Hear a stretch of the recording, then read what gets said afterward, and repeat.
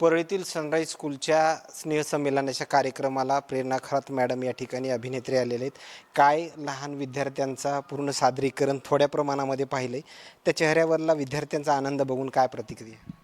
खरं सांगू तर सनराईज इंग्लिश स्कूलच्या इथे स्कूलमध्ये आल्यानंतर मी मुलामध्ये जी मेहनत बघितली, जिद्दी बघितलं, चिकाटी बघितली, त्यांनी जे रात्रंदिवस प्रॅक्टिस केली ते बघितलं. खरं तर मला असं वाटतं की आपल्या जे त्यांचं भविष्य आहे ते खरंच देशासाठी खूप सुरक्षित आहे आपल्या हातामध्ये. आणि खरं म्हणजे तर गोविंदराव मुंडे सर, प्रियतमा मुंडे मॅडम आणि माझे आदरणीय गुरुवर्य सिद्धार्थ तायडे सर यांनी मला इथे सगळ्यांनी मला मान सन्मान दिला, ते सुद्धा खूप आवडलं. थँक्यू. पालकांचा प्रतिसाद पाहता त्यावरून काय प्रतिक्रिया?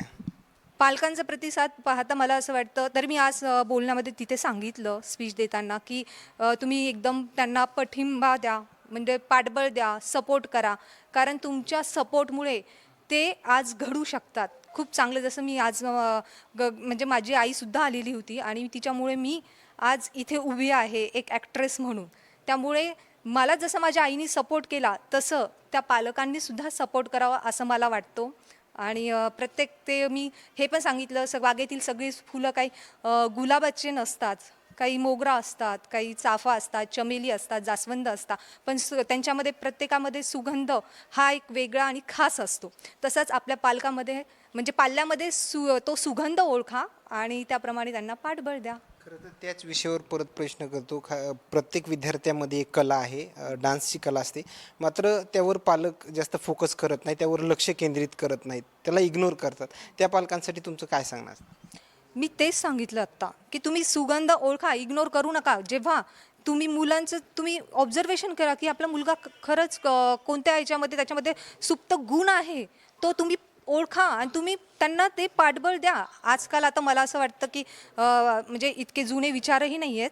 प्रत्येक पालक हा विचारही करतो आणि पाठबळ देतीलच. आता मी असं आता सध्या तर सांगते आहे, पण काही जणांचा तुमचा प्रश्न की काही जण म्हणतात की नाही या क्षेत्रामध्ये असं आहे की डान्स हे करून काय होणार आहे, पण तसं काही नसतं.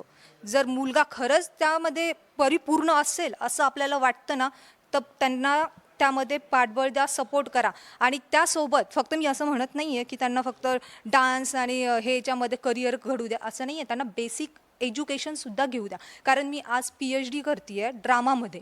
मी माझं एज्युकेशन सोडलेलं नाही आहे आणि त्यासोबत मी ॲक्टिंगसुद्धा करते.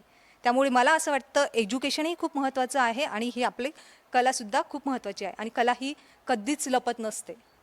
धन्यवाद मॅडम. खरं तर गोविंदजी, ही किती दिवसापासूनची तयारी असते? विद्यार्थ्यांकडून किती दिवसापासून तयारी करून घेतात? कारण की प्रत्येक गॅदरिंगचे कार्यक्रम जे आहेत ते खूप आगळे वेगळे या ठिकाणी पाहायला मिळतात तुमच्या स्कूलचे. सर आम्ही जवळपास एक 20 ते 25 दिवसापासून तयारी करून घेतात मुलांची. आमचे शिक्षक भरपूर मेहनती आहेत. सर्व त्यांच्याकडून करून घेतात. कोरिओग्राफर लावलेले असतात, कोरिओग्राफर मेहनत करतात आणि खरंच आमचे पालक आम्हाला भरपूर सपोर्ट करतात. त्यामुळे आम्हाला मुलांमध्ये उत्साह निर्माण होतो आणि शाळेचं पण चांगलं शिक्षक सगळं काम व्यवस्थित करून घेतात. प्रत्येक कार्यक्रमाला पालकांची मोठ्या प्रमाणामध्ये उपस्थिती पाहायला मिळते. मात्र मागच्या वर्षीची संख्या पाहता आणि या वर्षीची काय वेगळं चित्र पाहायला मिळालं? सर दरवर्षीच आमची संख्या भरपूर असते सर. यावर्षी पण भरपूर संख्या आहे, मागच्या वर्षी पण भरपूर संख्या होती. पालकांचा आम्हाला चांगला प्रतिसाद दरवर्षीच भेटतो सर. ओके, धन्यवाद. या ठिकाणी पाहिलं गेलं तर या गॅदरिंगच्या कार्यक्रमानंतर आलेल्या प्रतिक्रिया सध्या आत्ता पण पाहिलं गेलं तर सादरीकरण जे आहे ते सुरू आहे. मात्र आणखीन काही नवीन अपडेट्स परळीमधून मिळतील का हेही पाहणं तेवढंच महत्त्वाचं ठरणार आहे. कॅमेरामॅन उमाकांत फडसोबत सचिन मुंडे, सूरज मीडिया, बीड, परळी.